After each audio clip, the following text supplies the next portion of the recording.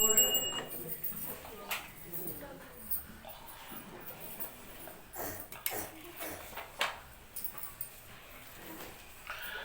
ಗುರುಭ್ಯೋ ನಮಃ. ಹರಿ ಓಂ. ಯೋಂತ ಪ್ರವಿಶ್ಯ ಮಮ ವಾಚಮಿಮಾಂ ಪ್ರಸುಪ್ತಾಂ ಸಂಜೀವಯತ್ಯಖಿಲ ಶಕ್ತಿಧರಸ್ವಧಾಮ್ನ ಅನ್ಯಾಂಶ್ಚ ಹಸ್ತಚರಣಶ್ರವಣತ್ವಗಾದೀನ್ ಪ್ರಾಣಾನ್ ನಮೋ ಭಗವತೆ ಪುರುಷಾಯ ತುಭ್ಯಂ.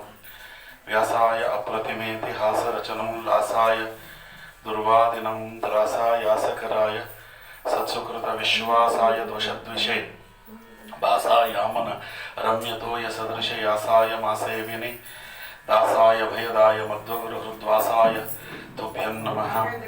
ವ್ಯಾಸಾಯ ಭವನಾಶಾಯ ಶ್ರೀಶಾಯ ಗುಣರಾಶಯೇ ಹೃದ್ಯಾಯ ಶುದ್ಧವಿದ್ಯಾಯ ಮಧ್ವಾಯ ಚ ನಮೋ ನಮಃ.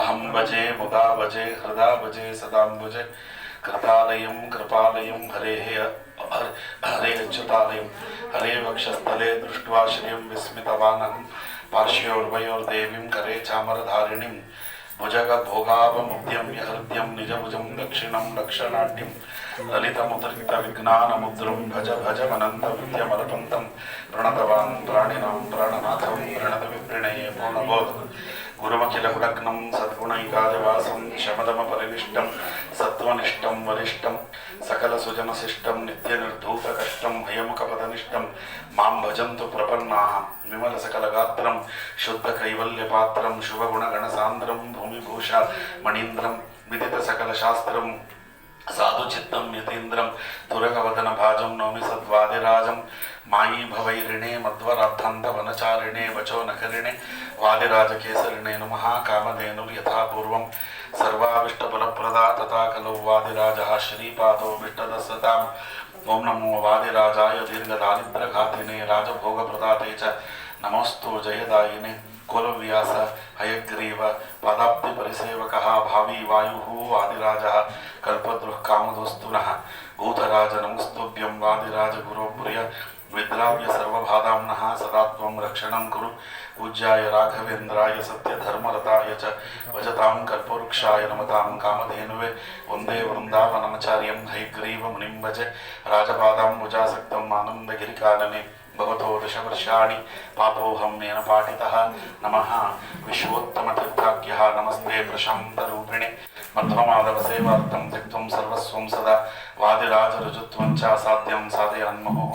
ರಾಮಧ್ಯಾನ ಸಮಾಸಕ್ತಂ ಮಧ್ವಶಾಸ್ತ್ರ ಪ್ರವಕ್ತಾರಂ ಸುಬ್ಬರಾಯ ಶರ್ಮಣಂ ವಂದೇ ವಿದ್ಯಾಗುರುಂ ಮಮ. ನಮಸ್ತೆ ಗುರುವೇ ತುಭ್ಯಂ ಗುರುರಾಜಾಯ ತೇಜಸೇ ತಸ್ಯ ವಾಕಮೃತಂ ಹಂತಿ ವಿಷಂ ಸಂಸಾರ ಸಂಜ್ಞಕಂ ಆಪಾದಮೌಳಿಪರ್ಯಂತಂ ಗುರುಣಾಂ ಆಕೃತಿಂ ಸ್ಮರೆತ್ ತೇನ ವಿಘ್ನಾಃ ಪ್ರಣಶ್ಯಂತಿ ಸಿದ್ಧಂತಿ ಚ ಮನೋರಥಾಃ. ಪೃಥ್ವೀಮಂಡಲ ಮಧ್ಯಸ್ಥಾಃ ಪೂರ್ಣಬೋಧಮತಾನುಗಾಃ ವೈಷ್ಣವಾ ವಿಷ್ಣುಹೃದಯಾಃ ತಾನ್ ನಮಸ್ಯೆ ಗುರುನ್ ಮಮ.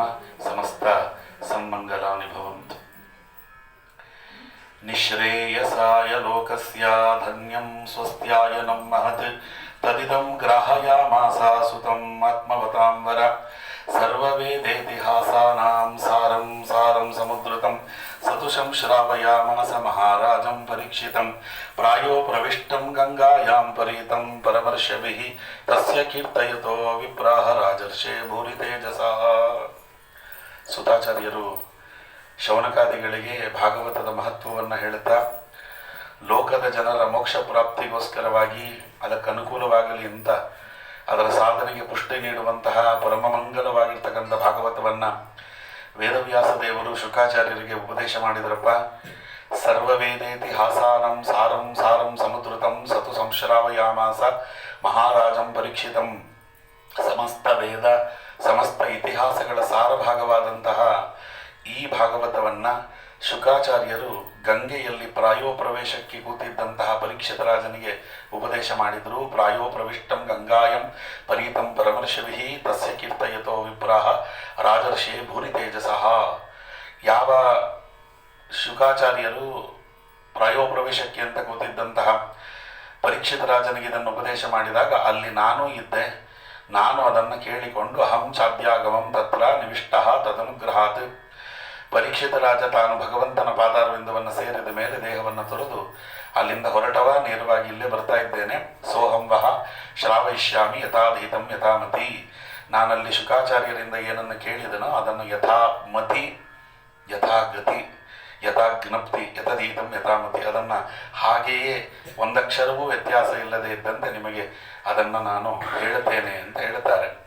ಸೂತಾಚಾರ್ಯರು ಹೇಳಿದರು, ನಮಗೆ 2 ಅನುಮಾನಗಳು ಕಾಡ್ತಾ ಇವೆ ಆಚಾರ್ಯ. ಏನು ಅಂದರೆ, ಸ ಗೋದೋಹನಂ ಮಾತ್ರಂ ಹಿ ಗೃಹೇಶು ಗೃಹಮೇದಿನಾಂ ಅವೇಕ್ಷತೆ ಮಹಾಭಾಗಾತಿಥಿ ಕುರ್ವಂತಿ ತದಾಶ್ರಮಂ. ಶುಕಾಚಾರ್ಯರು 1 ವಾರ ಇದ್ದು ಭಾಗವತವನ್ನು ಹೇಳಿದ್ರಿ ಅಂತ ಹೇಳ್ತಾ ಇದ್ದೀರಿ. ಶುಕಾಚಾರ್ಯರು ಯಾರ ಮನೆಯ ಮುಂದೆಯೂ ಕೂಡ ಒಂದು ಗೋದೋಹನದ ಸಮಯವನ್ನು ಬಿಟ್ಟು ಹೆಚ್ಚು ಸಮಯ ಅವರಿಲ್ಲ. ಸ ಗೋದೋಹನ ಮಾತ್ರಂ ಹಿ ಗೃಹೇಶು ಗೃಹಮೇದಿನಾಂ. ಪ್ರತಿಯೊಬ್ಬರ ಮನೆ ಮುಂದೆ ಹೋಗ್ತಾರೆ, ಭಿಕ್ಷೆ ಹಿಡಿತಾರೆ. ಗೋವಿನ ಕೆಚ್ಚಲನ್ನು ಹಿಂಡಿದಾಗ ಗೋವಿನ ಕೆಚ್ಚಲಿನಿಂದ ಹಾಲು ಪಾತ್ರೆಗೆ ಬೀಳುವುದಕ್ಕೆ ಎಷ್ಟು ಸಮಯ ತೆಗೆದುಕೊಳ್ಳುತ್ತೋ ಅಷ್ಟು ಸಮಯ ಮಾತ್ರ ನಿಲ್ತಾರೆ. ಆಮೇಲೆ ಹೋಗಿಬಿಡ್ತಾರೆ. ನೀವು ದಮ್ಮಯ್ಯ ಅಂದರೂ ವಾಪಸ್ ಬರುವುದಿಲ್ಲ. ಅವರು ಬಂದಾಗ ಕಾಯ್ಕೊಂಡಿದ್ದು ಅವ್ರಿಗೇನಾದರೂ ಕೊಟ್ಟರೆ ವಂಶ ಉದ್ಧಾರವಾಗಿ ಹೋಗ್ತದೆ. ಇಲ್ಲ ಅವರು ಬಂದ ಮೇಲೆ ಬರೋಣ ಅಂತ ಯಾರಾದರೂ ಕಾದರೆ ಒಂದು ಗೋದೋಹನ ಅಷ್ಟೇ. ಗೋವಿನ ಕೆಚ್ಚಲಿನಿಂದ ಹಾಲು ಪಾತ್ರೆಗೆ ಬೀಳುವಷ್ಟು ಸಮಯ ಮಾತ್ರ ನಿಂತಿರ್ತಾರೆ. ಮತ್ತವರು ಹೋದರೂ ತಿರುಗಿ ವಾಪಸ್ ಬರುವುದಿಲ್ಲ. ಹಾಗೆಯೇ ಹಸುವಿನ ಹಾಲು ಪಾತ್ರೆಗೆ ಬೀಳುವಷ್ಟು ಕಾಲ ಮಾತ್ರ ಒಂದು ಮನೆ ಮುಂದೆ ಭಿಕ್ಷೆಗೆ ಅಂತ ನಿಲ್ತಾರವರು. ಅಂಥವರು 1 ವಾರ ಒಂದು ಕಡೆ ಕೂತರು ಅಂದರೆ ನಂಬಲಿಕ್ಕೆ ಆಗುವುದಿಲ್ಲ. 1 ವಾರ ಹೆಂಗೆ ಕೂಡ್ತಾರೆ ಅವರು? ಹಾಗೆ ಯಾಕೆ ಕೂಡ್ತರು? ಕೂಡಬೇಕಾದ್ರೆ ಏನೋ ಮಹತ್ತರವಾಗಿರ್ತಕ್ಕಂಥ ಕಾರಣ ಇರಬೇಕು. ಸುಮ್ಮನೆ ಕೂಡ್ಲಿಕ್ಕೆ ಸಾಧ್ಯ ಇಲ್ಲ ಅಂತ. ಅದು ಒಂದು. ಎರಡನೇದೇನು ಅಂತ ಕೇಳಿದರೆ, ಪರೀಕ್ಷಿತ ರಾಜ ಪ್ರಾಯೋಪವೇಶ ಕೂಡಬೇಕಾದ ಪರಿಸ್ಥಿತಿ ಯಾಕೆ ಬಂತು? ಸ ಸಾಮ್ರಾಟ್ ಕಸ್ಯ ವಾಹೇತೋ ಪಾಂಡೂನ ಮಾನವರ್ಧನ ಪ್ರಾಯೋಪ್ರವಿಷ್ಟ ಗಂಗಾಯಂ ಅನಾಮತೃತ್ಯ ಅಧಿರಾಶ್ರಿಯಂ. ಪಾಂಡವರಿಗೆ ಸರಿಯಾದ ಮೊಮ್ಮಗಾವ, ಪಾಂಡವರ ಅಭಿಮಾನವನ್ನು ಹೆಚ್ಚಿಸುವಂತಹ ಅಪೂರ್ವವಾದ ವ್ಯಕ್ತಿ, ಕಲಿಯನ್ನೇ ನಿಗ್ರಹ ಮಾಡಿದವ ಅಂತ ಕೇಳಿದ್ದೇವೆ. ಅವನಲ್ಲಿ ರಾಜರಾಜೇಶ್ವರ ನಾಮಕನಾದ ಭಗವಂತನ ರೂಪ ಆವಿಷ್ಟವಾಗಿದೆ. ಅಂಥ ಚಕ್ರವರ್ತಿಗಳಿಗೆ ಚಕ್ರವರ್ತಿಯಾದಂಥ ಪರೀಕ್ಷಿತ ರಾಜ ಎಲ್ಲವನ್ನ ತ್ಯಜಿಸಿ ಇನ್ನೂ 40ರ ಆಸುಪಾಸು ಬಂದಿಲ್ಲ. ಅವ 35-36ರಲ್ಲಿದ್ದಾನೆ. ಅಂಥ ಸಮಯದಲ್ಲಿ ಎಲ್ಲವನ್ನ ತ್ಯಜಿಸಿ ಅವನು ಪ್ರಾಯೋಪ್ರವೇಶಕ್ಕೆ ಕೂತ ಅಂತ ಕೇಳಿದರೆ ಏನಕ್ಕದು? ನಮಂತಿ ಯತ್ಪಾದ ನಿಕೇತ ಆತ್ಮನಂ ಶಿವಾಯ ಜಾನೀಯ ದದಾಮಿ ಶತ್ರವಃ ಕಥಂ ಸವೀರಃ ಶ್ರಿಯಮಂಗದುಸ್ತ್ಯಜಾಂ ಯೇಷು ಜೋತ್ಸೃಷ್ಟಮಹೋ ಸುಹಾಸುಭಿ. ಅದಕ್ಕೆ ಅವ್ರು ಹೇಳಿದರು, ನಮಂತಿ ಯತ್ಪಾದ ನಿಕೇತಂ ಆತ್ಮನಃ. ಶತ್ರುಗಳು ತಮ್ಮ ಹಿತಕ್ಕೋಸ್ಕರವಾಗಿ ಅವನ ಮೇಲೆ ಯುದ್ಧ ಮಾಡುವುದನ್ನು ಮರೆತು ಕಪ್ಪ ಕಾಣಿಕೆಗಳನ್ನು ತಂದು ತಂದು ತಂದು ಅವನ ಪಾದಾರವಿಂದಕ್ಕೆ ಹಾಕ್ತಾ ಇದ್ರು. ಶಿವಾಯ ಜಾನೀಯ ದದಾನಿ ಶತ್ರವಃ. ನಿನ್ನ ಶತ್ರುತ್ವವನ್ನು ಕಟ್ಟಿಕೊಂಡವರು ಹಾಳಾಗ್ತಾರಪ್ಪ, ನಾವು ನಿನ್ನ ಮಿತ್ರರಾಗಿರ್ತೇವೆ ಅಂತ ಅವರೇ ತಮ್ಮ ಸೋಲನ್ನು ಒಪ್ಪಿಕೊಂಡು ಪರೀಕ್ಷಿತ ರಾಜನ ಪಾದಾರವಿಂದಕ್ಕೆ ಕಪ್ಪ ಕಾಣಿಕೆಗಳನ್ನು ಸಲ್ಲಿಸ್ತಿದ್ರು. ಕಥಂಸ ವೀರಃ ಶ್ರಿಯಂ ಅಂಗ ದುಸ್ತ್ಯಜಾಂ. ಅಂಥವನಿಗೆ ಪ್ರಾಯೋಪ್ರವೇಶಕ್ಕೆ ಕೂಡುವಂತಹ ಪರಿಸ್ಥಿತಿ ಯಾಕೆ ಒದಗಿ ಬಂತು? ಏನಾಯ್ತಂಥದ್ದು? ಏನು ಕಾರಣದಿಂದ ಅವರ ರಾಜ್ಯ ಬಿಟ್ಟ? ಯೇಷು ಜೋತ್ಸೃಷ್ಟಂ ಅಹೋ ಸುಹಾಸುಭಿ ಸಹಾಸುಭಿ. ಅದನ್ನು ನೀವು ಹೇಳ್ರಿ ಅಂತ ಹೇಳಿದಾಗ ಆಗ ಅವರು ಪ್ರಾರಂಭ ಮಾಡಿದರು. ನೆನ್ನೆ ನೋಡಿದ್ವಿ, ಗದಾಯುದ್ಧೇನ ಭೀಮೇನ ದುರ್ಯೋಧನ ವಧಸ್ತದ ಅಶ್ವತ್ಥಾಮಸ್ತು ಪಾರ್ಥೇನ ಯುದ್ಧಂ ತೇನ ಪರಾಜಯ ಶಿರೋಮಣಿ ಸಮಾಧಾನಂ ಕೃಷ್ಣೇನೈವತು ಮೋಚನ ಪಾಂಡವಾಗಮನಂ ಭೀಷ್ಮಸ್ತುತಿ ಅತ್ರೈವ ಕೀರ್ತಿತ ದೇಹತ್ಯಾಗಸ್ತು ಭೀಷ್ಮಸ್ಯ ಧರ್ಮರಾಜಸ್ಯ ಪಾಲನಂ. ಅಲ್ಲಿವರೆಗೆ ಅಲ್ಲಿ ದುರ್ಯೋಧನ ಮರಣವಾದ ನಂತರದಲ್ಲಿ ಧರ್ಮರಾಜನಿಗೆ ಒದಗಿದಂತಹ ಅನುಮಾನಾದಿಗಳನ್ನು ಕಳೆಯಲಿಕ್ಕೆ ಭೀಷ್ಮಾಚಾರ್ಯರ ಕೈಲಿ ಭಗವಂತ ಉಪದೇಶವನ್ನು ಮಾಡಿಸಿದ. ನೋಡಿ, ಒಂದು ವಿಶೇಷ ಇದೆ ಅಲ್ಲಿ. ಭೀಷ್ಮಾಚಾರ್ಯರ ಕೈಲಿ ಭಗವಂತ ಯಾಕೆ ಉಪದೇಶ ಮಾಡಿಸಿದ? ಯಾರು ಹೇಳಿದರೂ ಧರ್ಮರಾಜನಿಗೆ ಯಾರ ಉಪದೇಶವೂ ಕೂಡ ತಲೆಗೆ ಹತ್ತದಂತೆ ಮಾಡಿ ಎಲ್ಲವೂ ಮಾಡಿದ್ದು ಕೃಷ್ಣ ಪರಮಾತ್ಮನೇ. ತಾನು ಭೀಷ್ಮಾಚಾರ್ಯರ ಒಳಗೆ ನಿಂತು ಭೀಷ್ಮಾಚಾರ್ಯ ಹೇಳಿದರು, ನನಗೆ ಉಪದೇಶ ಮಾಡಲಿಕ್ಕೆ ಆಗ್ತಿಲ್ಲ ಕೃಷ್ಣ, ನನಗೆ ಅರ್ಜುನನಿಂದ ಬಿಡಲ್ಪಟ್ಟ ಬಾಣಗಳು ಇಂಚು ಇಂಚು ರೋಮಗಳಲ್ಲಿ ತೂರಿ ಹೊರಗಡೆ ಬಂದಿದೆ. ದೇಹದಲ್ಲಿ ಒಂದು ತೊಟ್ಟು ರಕ್ತ ಇಲ್ಲ, ನಾಲಿಗೆ ಒಣಗ್ತಾ ಇದೆ, ಗಂಟಲಲ್ಲಿ ಬಸ ಇಲ್ಲ, ನನಗೆ ಮಾತಾಡ್ಲಿಕ್ಕೆ ಆಗ್ತಿಲ್ಲ ಅಂದರೆ ನೀ ಹೆದರಬೇಡ ಭೀಮ, ನಾನು ನಿನ್ನೊಳಗೆ ಪ್ರವೇಶ ಮಾಡ್ತೇನೆ ಅಂತಾನೆ ಕೃಷ್ಣ. ನಾನು ನಿನ್ನೊಳಗೆ ಪ್ರವೇಶ ಮಾಡ್ತೇನೆ, ನೀನೇ ಉಪದೇಶ ಮಾಡಬೇಕು ಅಂತ ಭಗವಂತ ಹಠ ಹಿಡಿದು ಉಪದೇಶ ಮಾಡಿಸಿದ. 800 ವರ್ಷಗಳ ಕಾಲ ಕಷ್ಟ ನಿಷ್ಠೂರ ನೈಷ್ಠಿಕವಾದ ಬ್ರಹ್ಮಚರ್ಯ ವ್ರತವನ್ನು ಆಚರಣೆ ಮಾಡಿದಂತಹ ಕನಕ ಕಲಶಧ್ವಜರು ಗುರುಕುಲ ಪಿತಾಮಹರು ಅಂತ ಪ್ರಖ್ಯಾತರಾದ ಯಾರೂ ಕ್ಷತ್ರಿಯ ಧರ್ಮದಲ್ಲಿದ್ದು ಆಚಾರ್ಯ ಅಂತ ಬಿರುದನ್ನು ಪಡೆಯಲಿಲ್ಲ. ಆಚಾರ್ಯ ಅಂದರೆ ಬ್ರಾಹ್ಮಣರಿಗೆ ಮಾತ್ರ ಆಚಾರ್ಯ ಅಂತ ಉಪಯೋಗಿಸ್ತಾರೆ ಹೊರತು ಕ್ಷತ್ರಿಯರಿಗೆ ವರ್ಮ ಅಂತ ಉಪಯೋಗಿಸ್ತಾರೆ. ಅದಕ್ಕೆ ಮಯೂರ ವರ್ಮ ಎಲ್ಲ ವರ್ಮ ಅನ್ನುವುದು. ವರ್ಮ ಅಂದರೆ ಕವಚ ಅಂತ, ಇಡೀ ಜಗತ್ತಿಗೆ ಕವಚಪ್ರಾಯರಾಗಿರುವವರು ಅಂತ. ಆದರೆ ಕ್ಷತ್ರಿಯ ಧರ್ಮದಲ್ಲಿ ಹುಟ್ಟಿ ಬ್ರಾಹ್ಮಣರಿಗೆ ಸಲ್ಲುವಂತಹ ಆಚಾರ್ಯ ಪದವಿಯನ್ನು ಪಡೆದಂಥ ಒಬ್ಬರೇ ಒಬ್ಬ ಶ್ರೇಷ್ಠ ಪುರುಷರು ಭೀಷ್ಮಾಚಾರ್ಯರು. ಅದಕ್ಕೆ ಅವರನ್ನ ಭೀಷ್ಮ ಆಚಾರ್ಯ ಅಂತ ಕರೀತಾರೆ. ಅಂತ ಮಹಾನುಭಾವರು 800 ವರ್ಷಗಳಲ್ಲಿ 625 ವರ್ಷಗಳ ಕಾಲ ವಿದ್ಯಾಭ್ಯಾಸ ಮಾಡಿದ ಮಹಾನುಭಾವರು. ಅದರಲ್ಲಿ 500 ವರ್ಷಗಳ ಕಾಲ ಪರಶುರಾಮ ದೇವರಲ್ಲಿ, 125 ವರ್ಷಗಳ ಕಾಲ ಬೃಹಸ್ಪತ್ಯಾಚಾರ್ಯರಲ್ಲಿ ವಿದ್ಯಾಭ್ಯಾಸ ಮಾಡಿದ ಮಹಾನುಭಾವರು. ಕೃಷ್ಣ ಒಂದು ವಿಜಯಧ್ವಜ ತೀರ್ಥರು ಅಲ್ಲಿ ನಮಗೊಂದು ನಿರ್ಣಯವನ್ನ ಆಚಾರ್ಯರ ಒಂದು ಭಾಗವತ ತಾತ್ಪರ್ಯಕ್ಕನುಗುಣವಾಗಿ ವ್ಯಾಖ್ಯಾನ ಮಾಡ್ತಾರೆ. ಯಾರೇ ಆಗಲಿ ಲೋಕದಲ್ಲಿ ತಾನು ಕಲಿತ ವಿದ್ಯೆಯನ್ನು ಒಬ್ಬರಿಗಾದರೂ ಉಪದೇಶ ಮಾಡಿಯೇ ಹೋಗಬೇಕಂತೆ, ಉಪದೇಶ ಮಾಡದೆ ಹೋಗೋಂಗಿಲ್ಲ. ತಾನು ಏನು ವಿದ್ಯೆಯನ್ನು ಕಲಿತಿದ್ದಾನೆ ಆ ವಿದ್ಯೆಯನ್ನು ಯಾರಿಗಾದರೂ ಒಬ್ಬರಿಗೆ ತಲುಪಿಸಿಯೇ ಹೋಗಬೇಕು. ಭಗವಂತನ ನೇಮ ಅದು. ಇಲ್ಲ ಅಂದರೆ ಅವನ ವಿದ್ಯೆ ಅವನ ಜೊತೆಗೆ ಹೋಗಿಬಿಡ್ತದೆ. ಯಾರು ಕಲೀಲಿಕ್ಕೆ ಬರಲಿಲ್ಲ, ಏನಾಗಲಿಲ್ಲ ಅಂದರೆ ಒಂದು ಬಾರಿ ದೇವರ ಮುಂದೆ ಯಾದರೂ ಕೂತು ಸಂಪೂರ್ಣವಾಗಿ ಅದನ್ನು ಒಪ್ಪಿಸಿ ಹೋಗಿಬಿಡ್ಬೇಕಂತ. ಅದಕ್ಕೆ ಪ್ರವಚನಕ್ಕೆ ಹೆಚ್ಚು ನಮ್ಮಲ್ಲಿ ಆದ್ಯತೆ ಕೊಟ್ಟದ್ದೇ ಅದಕ್ಕೋಸ್ಕರವಾಗಿ. ಪಾಠಕ್ಕೆ ಜನ ಬರ್ತಾರೋ ಇಲ್ಲಿ ಹೋಗುತ್ತಿಲ್ಲ, ಪ್ರವಚನಕ್ಕೆ ಬರ್ತಾರೆ. ಕಲಿತಂಥ ವಿದ್ಯೆ 4 ಜನಕ್ಕೆ ಮುಟ್ಟಲೇಬೇಕು ಅಂತ.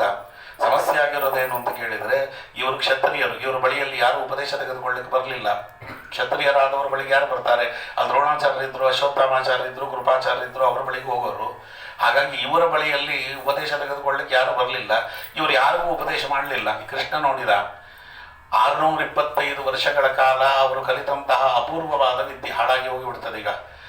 ಈಗ ಅವರೇನಾದ್ರು ದೇಹ ಬಿಟ್ಟರು ಅಂತಂದರೆ ಭೀಷ್ಮಾಚಾರ್ಯರು ಸಾಯಲಿ, ಸಮಸ್ಯೆ ಇಲ್ಲ. ಭೀಷ್ಮಾಚಾರ್ಯರ ವಿದ್ಯೆ ಸಾಯಬಾರದು. ಅವರಲ್ಲಿರುವಂಥ ಜ್ಞಾನ ಲೋಕಕ್ಕೆ ಉಪಯೋಗ ಪಡಬೇಕು. ಇಲ್ಲಾಂದ್ರೆ ಏನಾಗುತ್ತೆ ಅಂದರೆ ಗರುಡ ಪುರಾಣ ಹೇಳ್ತದೆ, ನಮ್ಮಲ್ಲಿ ವಿದ್ಯೆಯನ್ನಿಟ್ಟುಕೊಂಡು, ಪರಿಪೂರ್ಣವಾದ ವಿದ್ಯೆಯನ್ನಿಟ್ಟುಕೊಂಡು ಇನ್ನೊಬ್ಬರು ಯಾರು ಕಲಿತು ಬಿಡ್ತಾರೆ ಅನ್ನುವಂತಹ ಒಂದು ಹೊಟ್ಟೆ ಕಿಚ್ಚಿನಿಂದ ಇನ್ನೊಬ್ಬರಿಗೆ ವಿದ್ಯೆಯನ್ನು ಕೊಡದೆ ನಾನೇ ವಿದ್ಯೆಯನ್ನು ಇಟ್ಟುಕೊಂಡು ನಾನು ಸತ್ತರೆ ನನಗೇನು ಇದು ಕಾದಿದೆ ಮುಂದೆ ಅಂತ ಹೇಳಿದರೆ, 66 ಕೋಟಿ ವರ್ಷಾಣಿ ಕೀಟೆ ಮಲಮೂತ್ರವತ್ತು, 66 ಕೋಟಿ ವರ್ಷಗಳ ಕಾಲ ಮಲಮೂತ್ರದಲ್ಲಿ ಕೀಟವಾಗಿ ಬಿದ್ದುಬಿಡ್ತಾನಂತೆ ಅವ. ಭೀಷ್ಮಾಚಾರ್ಯರು 66 ಕೋಟಿ ವರ್ಷಗಳ ಕಾಲ ಕೀಟವಾಗಿ ಬಿದ್ದುಬಿಟ್ರೆ ಮಲಮೂತ್ರದಲ್ಲಿ. ಅವರು ಮಾಡಿದಂಥ ಭಗವಂತನ ಸೇವೆ, ಭಗವಂತನಿಗೆ ಅಗ್ರ ಪೂಜೆ ಮಾಡಿಸಿದವರವರು. ಹರಿಸರ್ವೋತ್ತಮ ಅನ್ನುವುದನ್ನು ರಾಜಸೂಯಾಗದಲ್ಲಿ 2 ಬಾಹುಗಳನ್ನು ಮೇಲೆತ್ತಿ ಸಾರಿದವರು. ಸತ್ಯಂ ಸತ್ಯಂ ಪುನಃ ಸತ್ಯಂ ಉದ್ಧೃತ್ಯ ಭುಜಮುಚ್ಚತೆ ಅಂತ ಮಹಾನುಭಾವರಿಗೆ ಆ ಸ್ಥಿತಿ ಬರಬಾರದು. ಅದಕ್ಕೆ ಧರ್ಮರಾಜನಿಗೆ ಬೇಕಂತಲೇ ಸ್ವಾಮಿ ಅವನಿಗೆ ಸಂಶಯ ಬರುವಂತೆ ಮಾಡಿ, ಯಾರು ಹೇಳಿದರೂ ಅವನಿಗೆ ಸಂಶಯ ಹೋಗದಂತೆ ಮಾಡಿ, ಕೃಷ್ಣ ಸ್ವತಃ ಮಾತಾಡಿದರೂ ಅವನಿಗೆ ಸಂಶಯ ಹೋಗದೇ ಇರುವಂಥ ಸ್ಥಿತಿ ಮಾಡಿ, ತಾನೇ ಭೀಷ್ಮಾಚಾರ್ಯರೊಳಗೆ ಪ್ರವೇಶ ಮಾಡಿ ಭೀಷ್ಮಾಚಾರ್ಯರಲ್ಲಿದ್ದಂಥ ಸಂಪೂರ್ಣವಾದ ವಿದ್ಯೆಯನ್ನು ಪಾಂಡವರಿಗೆ ಉಪದೇಶ ಮಾಡಿಸಿದ 2 ಮಹಾಪರ್ವಗಳಲ್ಲಿ, 18 ಪರ್ವಗಳಲ್ಲಿ ಭೀಷ್ಮಾಚಾರ್ಯರ ಉಪದೇಶಕ್ಕೆ 2 ಪರ್ವವನ್ನಿಟ್ಟಿದ್ದಾರೆ. ಬರೀ ಉಪದೇಶಕ್ಕೆ ಅನುಶಾಸನಿಕ ಪರ್ವ, ಶಾಂತಿ ಪರ್ವ. ಅದರಲ್ಲಿ ಬಂದದ್ದು ವಿಷ್ಣು ಸಹಸ್ರನಾಮ. ಅಂತ ಅಪೂರ್ವವಾದಂಥ ಒಂದು ಉಪದೇಶವನ್ನು ಮಾಡಿಸಿ ಭೀಷ್ಮಾಚಾರ್ಯರ ಜೀವನವನ್ನು ಉಜ್ಜೀವನ ಮಾಡಿದಂಥ ಮಹಾನುಭಾವ ಕೃಷ್ಣ ಪರಮಾತ್ಮ. ಯಾವತ್ತೂ ಭಗವಂತ ತನ್ನ ಭಕ್ತರಿಗೆ ಅನ್ಯಾಯವಾಗುವುದಕ್ಕೆ ಬಿಡುವುದಿಲ್ಲ. ಅದಕ್ಕೆ ಅವನು ಏನು ಬೇಕಾದರೂ ಮಾಡ್ತಾನೆ. ಇದೊಂದು ವಿಶೇಷ. ಹಾಗಾಗಿ ಭೀಷ್ಮಾಚಾರ್ಯರ ಕೈಯಲ್ಲಿ ಎಲ್ಲವನ್ನ ಅವ ಉಪದೇಶ ಮಾಡಿಸಿ ಭೀಷ್ಮಾಚಾರ್ಯರ ಬಳಿಯಲ್ಲಿ ಕೂತು, ಭೀಷ್ಮಾಚಾರ್ಯರು ಸಾಯುವಾಗ ಎಂಥ ಭಾಗ್ಯ ಭೀಷ್ಮಾಚಾರ್ಯರು. 3 ರೂಪಗಳಿದ್ದವು ಭಗವಂತನದು. ಅಂತ್ಯಕಾಲೇಶ ಮಾಮೇವ ಸ್ಮರನ್ ಮುಕ್ತ ಕಲೇವರಂ. ನಾಳೆ ಗೀತಾ ಜಯಂತಿ, ಅದರಲ್ಲಿ ಭಗವಂತ ಹೇಳ್ತಾನೆ, ಅಂತ್ಯಕಾಲೇಶು ಮಾಮೇವ ಸ್ಮರನ್ ಮುಕ್ತ ಕಲೇವರಂ ಯಪ್ರಯಾಂತಿ ತ್ಯಜಾನ್ ದೇಹಾಂ ಸಯಾತಿ ಪರಮಂ ಗತಿಂ. ಅಂತ್ಯಕಾಲದಲ್ಲಿ ಯಾರು ನನ್ನ ಸ್ಮರಣೆ ಮಾಡಿಕೊಂಡು ಜೀವ ಬಿಡ್ತಾರೆ ಅವ್ರಿಗೆ ಅತ್ಯುನ್ನತವಾಗಿರ್ತಕ್ಕಂಥ ಗತಿಯನ್ನು ಕೊಡ್ತೇನೆ. ಮತ್ತವರು ವಾಪಸ್ಸು ಹುಟ್ಟಿ ಬರುವುದಿಲ್ಲ, ಯೋಗ್ಯತೆ ಇಲ್ಲ ಅಂದರೆ. ಯೋಗ್ಯತೆ ಇದ್ದರೆ ಅವರು ಹುಟ್ಟಿ ಬರ್ತಾರೆ. ಯಾಕೆಂದರೆ ಅವರಿಗೆ ಇನ್ನೂ ಪ್ರಾರಬ್ಧಂ ಪರಿಪುಜ್ಯ ಕರ್ಮಶಕರಂ ಪ್ರಕ್ಷೀಣ ಕರ್ಮಂ ತರಹ ಪ್ರಾರಬ್ಧ ಇನ್ನೂ ಪರಿಪುಜ್ಯ ಆಗಿರುವುದಿಲ್ಲ. ಆದ್ದರಿಂದ ಅಂತ್ಯಕಾಲದಲ್ಲಿ ಭಗವಂತನ ನಾಮಸ್ಮರಣೆ ಬಂದರೂ ಅವರು ಪಾಪದಿಂದ ಬಿಡುಗಡೆಯಾಗಿ ಉತ್ತಮವಾದ ಇನ್ನೊಂದು ಜನ್ಮದಲ್ಲಿ ಹುಟ್ಟಿ ಬರ್ತಾರೆ. ಅವರಿಗೆ ಪಾಪವೆಲ್ಲವೂ ಕೂಡ ಕಳೆದು ಹೋಗಿ ಚರ್ಮ ಶರೀರವಾಗಿದ್ದರೆ ಪರೀಕ್ಷಿತ ರಾಜನ ರೀತಿಯಲ್ಲಿ ಮತ್ತವರು ಹುಟ್ಟಿ ಬರುವುದಿಲ್ಲ. ಭೇಜಯ ಖಗೇಂದ್ರ ಧ್ವಜಪಾದ ಮೂಲಂ, ಅವರು ಭಗವಂತನ ಪಾದವನ್ನು ಸೇರಿಬಿಡ್ತಾರೆ ಅಂತ ಹೇಳ್ತಾನೆ. ಅಂತ್ಯಕಾಲದಲ್ಲಿ ಭಗವಂತನ ನಾಮಸ್ಮರಣೆ ಬಂದರೆ ಅಷ್ಟೊಂದು ಭಾಗ್ಯವಾಗುವುದಾದರೆ 3 ರೂಪಗಳು ಕೂತಿದ್ವು ಅಲ್ಲಿ ಭಗವಂತನದು. ಒಂದು ಕೃಷ್ಣ ರೂಪ, ಒಂದು ವೇದವ್ಯಾಸ ದೇವರ ರೂಪ, ಒಂದು ಪರಶುರಾಮ ದೇವರ ರೂಪ. 3 ಭಗವಂತನ ರೂಪಗಳು ಸಾಕ್ಷಾತ್ತಾಗಿ ಕೂತಿದ್ದುವು ಭೀಷ್ಮಾಚಾರ್ಯರು ದೇಹತ್ಯಾಗ ಮಾಡುವಾಗ. ಆದರೆ ಭಾಗವತ ಹೇಳುತ್ತದೆ, ಮಹಾಭಾರತ ಹೇಳುತ್ತದೆ, ಆ 3 ಭಗವಂತನ ರೂಪಗಳನ್ನು ನೋಡುತ್ತಾ ಭೀಷ್ಮಾಚಾರ್ಯರು ವಿಷ್ಣು ಸಹಸ್ರನಾಮವನ್ನು ಪಠನೆ ಮಾಡುತ್ತಾ ಅನುಶಾಸನಿಕ ಪರ್ವ ಮತ್ತು ಶಾಂತಿ ಪರ್ವವನ್ನು ಉಪದೇಶ ಮಾಡುತ್ತಾ ದೇಹತ್ಯಾಗ ಮಾಡಿದರೂ ಭೀಷ್ಮಾಚಾರ್ಯರಿಗೆ ಮೋಕ್ಷವಾಗಲಿಲ್ಲ. ಯಾಕಾಗಲಿಲ್ಲ ಅಂತ ಕೇಳಿದರೆ, ಭೀಷ್ಮಾಚಾರ್ಯರು ಭಗವಂತನ ಸ್ಮರಣೆಯನ್ನು ಮಾಡಿ ಸತ್ತರು. ಭಗವಂತನ ಸ್ಮರಣೆಯನ್ನು ಮಾಡ್ತಾ ಸಾಯ್ಬೇಕಂತೆ. ಮಾಡಿ ಸತ್ತರೆ ಪ್ರಯೋಜನ ಇಲ್ಲ. ಕೃಷ್ಣ ಅನ್ನುವಾಗ ಕ್ರೀ ಅಂತ ಬಂದಿರಬೇಕು, ಅವಾಗ ಜೀವ ಹೋಗ್ಬೇಕು, ಆವಾಗ ಅವನಿಗೆ ಸದ್ಗತಿ ಆಗ್ತದೆ. ನಾರಾಯಣ ಅಂತ ನಮಗೆ ಹೆಂಗೆಂಗೋ ತಿಳ್ಕೊಂಡ್ಬಿಟ್ಟಿದೆ. ಏನೇನು ಪರವಾಗಿಲ್ಲ ಆಚಾರ್ಯ, ಅಂತ್ಯಕಾಲೇಶ ಮಾಮೇವ ಸ್ವರಂ ಮುಕ್ತ ಕಲೇವರಂ ಅಂತ ಸ್ವಾಮಿ ಹೇಳಿದ್ದಾನೆ. ಈಗೇನು ಮಾಡು ಅಂತ ಅವನೇನು ಹೇಳಿಲ್ವಲ್ಲ, ಅಂತ್ಯಕಾಲದಲ್ಲಿ ಮಾಡು ಅಂತ ಹೇಳಿದ್ದಂತಾನೆ. ಅಂತ್ಯಕಾಲ ಬಂದಾಗ ಮಾಡ್ಕೊಂಡ್ರಾಯ್ತು ಅಂತ. ಅಂತ್ಯಕಾಲ ಬಂದಾಗ ಹಂಗೆಲ್ಲ ಮಾಡ್ಲಿಕ್ಕೆ ಬರೋದೂ ಇಲ್ಲ. ಭಗವಂತನ ನಾಮಸ್ಮರಣೆ ಎಲ್ಲ ಭೀಷ್ಮಾಚಾರ್ಯರಂಥವರಿಗೇ ಬರಲಿಲ್ಲ. ಇನ್ನು ನಮ್ಮಂಥವರ ಪಾಡೇನು, ಭೀಷ್ಮಾಚಾರ್ಯರಿಗೆ ಅವರ ಮೂಲ ರೂಪ ವಸುರೂಪ ಬಂತು ಹೊರತು ಭಗವಂತನ ಧ್ಯಾನ ಬರಲಿಲ್ಲ. ಅವರು ಕಣ್ಣು ಮುಚ್ಚಿದಾಗೆಲ್ಲ ಅವ್ರಿಗೆ ಬರ್ತಿದ್ದಿದ್ದು ಯಾವುದು ಗೊತ್ತಾ? ಭಗವಂತನಿಗೆ ಅಗ್ರ ಪೂಜೆ ಮಾಡಿಸಿದವರು ಎರಡೂ ಕೈ ಎತ್ತಿ ಸಾರಿದ್ರು, ನಾನು ಕೃಷ್ಣನನ್ನ ಸರ್ವೋತ್ತಮ ಅಂತ ಪ್ರತಿಪಾದನೆ ಮಾಡ್ತೇನೆ, ಇಲ್ಲಿ ಭಗವಂತನಿಗೆ ಅಗ್ರ ಪೂಜೆಯನ್ನು ಮಾಡಿಯೇ ತೀರ್ತೇನೆ, ಭೀಷ್ಮಾಚಾರ್ಯರು ಮಾಡಿದ್ದು ತಪ್ಪು ಅಂತ ಯಾರಾದರೂ ಎದ್ದು ಪ್ರತಿಭಟನೆ ಮಾಡಿ ನನ್ನ ಎದುರುಗಡೆ ನಿಂತು ಯುದ್ಧ ಮಾಡುವ ತಾಕತ್ತಿರುವವ ಎದ್ದು ನಿಲ್ರಿ ಎಂದರು ಇವರು ಭೀಷ್ಮಾಚಾರ್ಯರು. ಒಬ್ಬರೂ ಎದ್ದು ನಿಲ್ಲಿಲ್ಲ. ಅಂಥ ತಾಕತ್ತು ಮುದುಕನ ತಾಕತ್ತು, ಅದು ಭೀಷ್ಮಾಚಾರ್ಯರ ತಾಕತ್ತು. ಅಂಥ ಭೀಷ್ಮಾಚಾರ್ಯರಿಗೆ ಸಾಯುವಂಥ ಪರಿಸ್ಥಿತಿಯಲ್ಲಿ ಅವರು ಕಣ್ಣು ಮುಚ್ಚಿದರೆ ತಾವು ಬಾಣ ಬಿಟ್ಟು ಕೃಷ್ಣನ ಕವಚ ಒಡೆದು ಕೃಷ್ಣನ ಮೈಯೆಲ್ಲ ರಕ್ತಸಿಕ್ತವಾಗಿರುವ ದೃಶ್ಯ ಕಣ್ಣಿಗೆ ಬೀಳುತ್ತಿದ್ದೆ ಹೊರತು ಅಗ್ರಪೂಜೆ ಮಾಡಿದ್ದವ್ರ ಕಣ್ಣಿಗೆ ಬರಲೇ ಇಲ್ಲ. ಅದಕ್ಕೋಸ್ಕರವಾಗಿ ಅದಕ್ಕೆ ಯಾಕೆಂದ್ರೆ ಭಗವಂತನ ಗೊತ್ತಿದೆ, ಯಾಕೆಂದ್ರೆ ಅವ್ರಿಗೆ ಇನ್ನೂ ಈಗ ಮೋಕ್ಷ ಅಲ್ಲ, ಇನ್ನೂ ಒಂದು ಕಲ್ಪ ಕಳೀಬೇಕು ಅವ್ರಿಗೆ. ಅದಕ್ಕೋಸ್ಕರವಾಗಿ ಅವರಿನ್ನೂ ವಸು ರೂಪಕ್ಕೆ ಹೋಗಿ, ದ್ಯುನಾಮಕ ವಸುವಿನ ರೂಪಕ್ಕೆ ಹೋಗಿ ಅವರಿನ್ನೂ ಸಾಧನಾದಿಗಳನ್ನು ಮಾಡಬೇಕಾದ್ದರಿಂದ 3 ರೂಪದಿಂದ ಯದ್ಯಪಿ ಅವರಿಗೆ ಭಗವಂತ ದರ್ಶನ ಕೊಟ್ಟರೂ ಅವರ ಅಂತ್ಯಕಾಲದಲ್ಲಿ ಭಗವಂತನ ಸ್ಮರಣೆ ಬರದೇ ಇದ್ದಂಗೆ ಮಾಡಿಬಿಟ್ಟ. ಅವರು ಭಗವಂತನ ಸ್ಮರಣೆ ಮಾಡಿ ಅವರು ಜೀವವನ್ನು ಬಿಟ್ಟರು. ನಾನು ದೊಡ್ಡ ಪಂಡಿತರೊಬ್ಬರನ್ನು ನೋಡಿದ್ದೆ, ಬಹಳ ಹತ್ತಿರದಿಂದ ಪಾಠಕ್ಕೆ ಹೋಗ್ತಿದ್ದೆ. ದೊಡ್ಡ ಪಂಡಿತರು, ಅದರಲ್ಲಿ ಎರಡನೇ ಮಾತಿಲ್ಲ. ಸತ್ಯಜ್ಞಾನತೀರ್ಥ ಶ್ರೀಪಾದಂಗಳವರ ಶಿಷ್ಯರ ಒಂದು ಪರಂಪರೆಯಲ್ಲಿ ಬಂದವರು. ಅವರಿಗೆ ಸಾವು ಬರ್ತಾ ಇದೆ, ಹತ್ತದಲ್ಲಿ ಕೂತು ಮಗ ಮೊಮ್ಮಗ ಎಲ್ಲ ಕಿವಿಯಲ್ಲಿ ಹೇಳ್ತಾ ಇದ್ದಾರೆ, ನಾರಾಯಣ ಅಂತ ಹೇಳಪ್ಪ, ಕೃಷ್ಣ ಅಂತ ಹೇಳು, ಗೋವಿಂದ ಅಂತ ಹೇಳು ಅಂದರೆ ಅವ್ರ ಕಣ್ಣು ಮುಚ್ಚಿ ಉಪ್ಪಿಟ್ಟು ಅನ್ನೋರು. ಹಾಗೆಲ್ಲ ಪುಕ್ಕಟ್ಟೆಯಾಗೆಲ್ಲ ಭಗವಂತನ ನಾಮಸ್ಮರಣೆ ಬಂದ್ಬಿಟ್ರು. ಅಂಥವರಿಗೆ 60-65 ವರ್ಷಗಳ ಕಾಲ ಪಾಠ ಪ್ರವಚನದಲ್ಲಿ ಕಾಲ ಕಳೆದಂಥ ಮಹಾನುಭಾವರು, 100 ಬಾರಿ ಸುಧಾಮಂಗಳ ಮಾಡಿದವರು, ಅವರಿಗೇ ಭಗವಂತನ ಜ್ಞಾನ ಬರಲಿಲ್ಲ. ಉಪ್ಪಿಟ್ಟು ಅನ್ನೋರು ಸಾಯುವ ಕಾಲಕ್ಕೆ. ಇನ್ನು ನಮಗೆ ಬರ್ತದೆ ಅಂದರೆ ನಾವು ನಿರ್ಭಯವಾಗಿದ್ದೇವೆ, ಏನಿಲ್ಲ, ನಮಗೆ ಈ ಜೀವ ಬಿಟ್ಟರೆ ನೆಕ್ಸ್ಟ್ ನಾವು ವೈಕುಂಠಕ್ಕೆ ಹೋಗೋದಾಚಾರ್ರೆ, ಮಧ್ಯದಲ್ಲೆಲ್ಲೂ ಹೋಗಲ್ಲ ಅಂತ ಅಲ್ವಾ. ದೊಡ್ಡವರಿಗೆ ಆ ಥರ ಕಥೆ ಆದರೆ ಅಲ್ವಾ, ನಾವು ಕೇಳಿ ಉಪ್ಪಿಟ್ಟು ಕಾಫಿ ಸಂಸಾರದವರು ನಮ್ಮನೇನು ಕರ್ಕೊಂಡೋಗಿ ಭಗವಂತ ಸತ್ಯಲೋಕದಲ್ಲಿ ಕೂಡಿಸಲ್ಲ. ನಾವು ನಮ್ಮ ಯೋಗ್ಯತೆಯನ್ನು ತಿಳ್ಕೊಂಡು ಸಾಧನೆ ಮಾಡಬೇಕೋ ಇಲ್ವೋ.